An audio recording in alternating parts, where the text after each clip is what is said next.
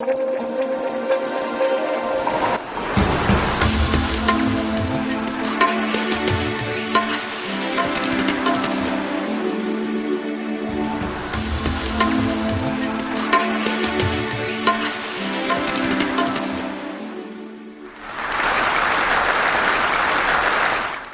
all talk about corruption. We all know what are things happening in our country, in our society. So we know that this is a very, very serious issue, and we are not finding exact solutions to this problem. We have been seeing large-scale corruptions, scams every day are being reported. What I thought was, let us talk about small ticket corruption, which is different from the big ticket that is scams and all. And let us try to find out some solutions, whether we can deal with this small ticket corruption or not. It's endemic to our society, to our country. It's all pervasive. And to a great extent, it is acculturated. It has become a part of our culture. We have some interesting facts. Transparency International, you must be aware of. They have come up with a study conducted in 2005, which says that more than 62% of Indians had first-hand experience of paying bribes or influence peddling to get jobs done in public offices. This may be true to a great extent. The rest of the 37%, I would say, my inference out of this study is that they take help of brokers, they don't have first-hand experience. But it is second-hand experience. 1% was left because I thought me and you should be out of that. 37% plus 62%, 99% people, someday or the other in their life, they have to face this. This has been happening in our country. Let us face the fact. 94th position out of 176 countries in the world. I don't know, it may be worse. This is bloody corruption. But let us understand one thing, that not blame the politicians always. We are also responsible for that, and we should take the share of that blame. If you see, there are 11 departments which have been indicated here. Out of these 11, at least 9 departments the common man has to face on regular basis, day-to-day, daily life. And if you see the map, you can see that levels of corruption, they vary inside our country also. I have certain examples depicted through these cartoons, how corruption takes place. Small-time corruption, petty corruption. A postman demanding 100 rupees for giving the pension to a person who belongs to a BPL family, and he is given 5,500 rupees or 1,000 rupees these days. The postman demands money for that. It is happening. When I came to know about this, I wrote a letter to the Postmaster General and requested to take action. He wrote back saying that we have inquired and nothing of such sort has happened. I wrote back again saying that if you don't take action, we'll file a FIR. And the postman was suspended. This many of you would have come across last year, public exams. Invigilators themselves, exactly opposite of what they are assigned to do, helping the students in copying. We got 8 teachers and 1 HM suspended and action initiated against them. This is also a very common sight. The counter, when you go to watch a movie, especially when it is first show, the counterman will say that there are no tickets. Whereas the fact is that tickets have already been bought by some brokers, Or I was surprised to find out that there are fan clubs who buy all these tickets and then sell to public at a very high price. We took action against many of such cinema halls, and some 10 cinema halls we took action against them, and we fined them. This is really sad. And there is a gender angle to this problem. In government hospitals, not only government hospitals, in private hospitals also it is happening, unless you have CCTV cameras. Nurses demanding money for birth of the baby. If it is a male child, you have to pay more. The people go to the PDS shop to take every month to get the food items. The shop, the salesman will say that it's over, no more no more food items are available, come next month. The fact is that he'll be having some bogus cards, he'll be doing this forgery and taking away the food material, selling it, making money.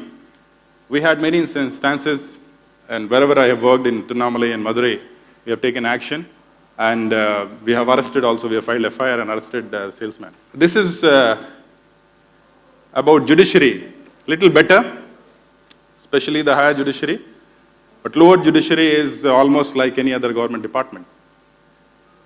In the judiciary also, I feel, my personal feeling is that it is biased against the poor. You can find out how much fee is charged by the lawyers. If you don't have money, you can't contest a case. So what? With corruption, everybody pays. Now since we know that there's a problem, who is responsible? So everybody will blame each other. You can see the circle. And the common man, poor common man in the middle, Aam Aadmi, he'll be confused, don't know what to do. He has to put up with it. Let us first find out, do we need to fight corruption, or should we accept it as a fait accompli? Is it established fact, it is irreversible, or there is a chance to improve the things, we should fight it out, we should find some solutions to our problems? I personally feel that, yes, there is a chance for improvement. There is a possibility for improvement. The reason why I say this is that corrupt person never accepts in public that he is corrupt. There is a moral fear, and it is there. There is a lot of hesitation in accepting that I am corrupt. Except criminals or very, very greedy person, I don't think anybody will accept. The common will or the conscience of the society taken together, the wills of all the individuals taken together, it still rejects the corruption. And there is always fear of public shame. Even corrupts criticize corruption in the society. And another important point is that a number of people among us, they adopt corrupt practices because there is no other alternative. You have to get things done. You have to get your house constructed. You have to take a ration card for your identity, and so on. So you don't have any option but to pay a bribe or use any illegal methods to get your things done. But if we have a fair system, if you can go to an office where the officer or the government employees welcome you with a pleasant smile and say that, okay, come sit, we'll get your things done. How beautiful it will be, how great experience it will be. And you get things done without paying anything on the same day. In a fair system, it is possible. In this whole issue of corruption, the poor person, the common man, he is the one who suffers the most. Corruption and poverty go hand in hand. And there are positive trends. It is not irreversible. We have examples. Other countries have shown how it is possible. And some examples like Britain in 19th century, it was a corrupt country. Prime Minister Gladstone, he was there for continuous 4 tenures for some 20 years or more. And he could change the systems, put better systems in place, and decrease the levels of corruption. Lee Kuan Yew in Singapore, everybody knows about him, the great leader in Singapore for 3 decades. He single-handedly changed the country into one of the cleanest country by using his top-down approach. And the corruption index, the perception nationwide in our country, as per one of the studies, CMS India 2010, says that from 2005 to 2010 it has decreased. There is another example of Botswana. It's another developing country, one of the developing countries where you find more instances of corruption. It has shown the world that in developing countries also things can be changed, and it has come up in the studies that it is lesser corrupt countries. Another study of Transparency International in 2005, it shows that it has shown that 62% of the people had first-hand experience in paying bribe or using contact to get a job done. 2008, it says that it's 40%. So maybe there is a reduction. We have 2 states in our country, Gujarat and Bihar, who have experienced significant improvement in their anti-corruption efforts, especially Bihar. In one of the BBC news reports claimed that state of Bihar has transformed in recent years to become the least corrupt state in India. We witnessed recently one great movement, India Against Corruption, where the young brigade was in the forefront under the leadership of one of the social activists, Anna Hazare. And there was a lot of noise about corruption and these things. People say this is the age of scams. A lot of scams are happening, so it is age of scams. I would say it is an age when scams are being exposed, the way you look at it. So I would say it's a positive trend. And there are a lot of corrupt people, big people, who have indulged in corrupt practices. They have been behind the bars. Scandinavian countries, friend from Denmark, Henrik is here, he would approve of what I'm going to say. These countries, including Denmark, Sweden, and Finland, and another country called New Zealand, it is an Australian continent.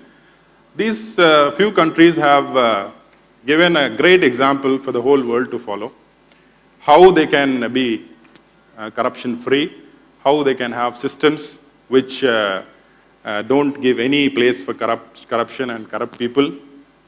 The reasons for that is that they have high GDP per capita, which we are struggling to attain, low inequality rates. This means a lot of things. Inequality in various things, which we receive from our traditional setup. And even though we have a modern government based on rational principles, we are not able to reduce the inequalities because of various traditional problems. For example, caste. Then you have literacy rates. Though India has improved on that front, but it really requires a lot more to be done to improve the literacy rates close to 100.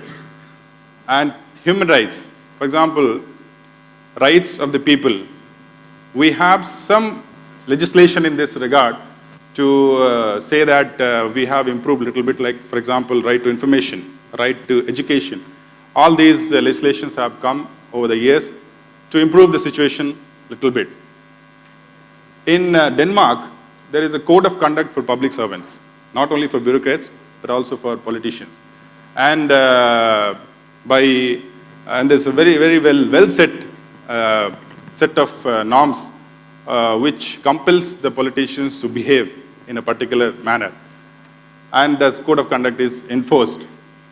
There's an independent and efficient judiciary, and freedom of press is a prerequisite for any corruption-free society. open budget index. In Sweden, there is a system, there is an arrangement where the people can check the expenditure of the government, and they can maintain a monitoring system on the expenditures of the government. So ultimately, all these things combined, we have to have a society where public trust is there, transparency is there, and something called social capital. Social capital is basically the reciprocity among the people of a country. It is basically the network of relationship. If it is strong, you will have less chances of corruption in your society. And this is a bottom-up model, bottom-up approach, which can be applicable to the countries like us. Law enforcement, and there is a broad consensus that fighting corruption involves public.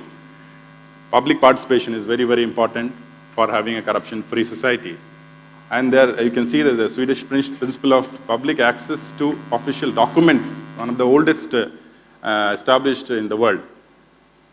So we have examples. We have a Scandinavian example. We have various countries like Botswana who have shown example that we can reduce corruption and we can become better. All you need is a little bit of courage. You can stop corruption. There are systemic reasons which we can't do much about because it requires political will. It requires strong movement against corruption. And it has a lot of complications. But there are societal and individual reasons. It's basically about mindset. We can do something about it. Lack of social capital is one reason. As I told you, what is social capital? We can try and work for strengthening the social capital with the help of NGOs, civil society, and various non-governmental sectors. Problem with us is readiness to pay for information, government benefits and certificates, etc. That readiness should not be there. We should tell ourselves, we will not pay. Whatever may comes, we will not pay. We will get things done without payment, without paying bribe.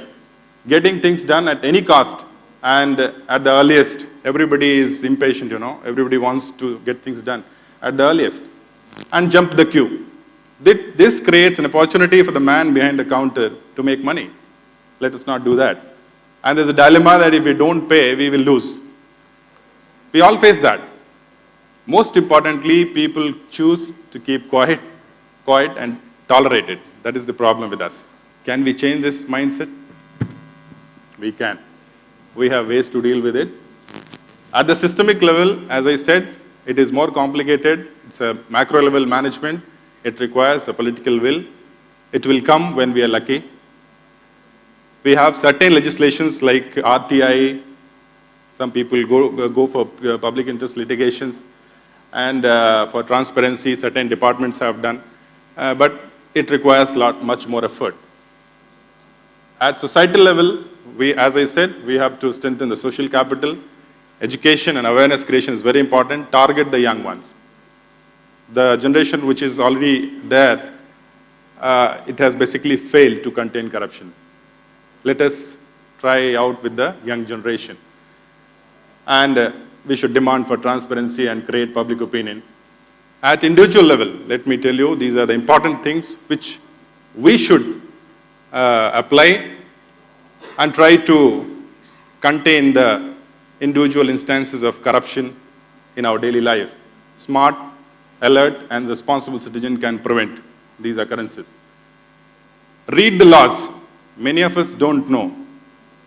For example, if we have to construct a building, we will approach an architect.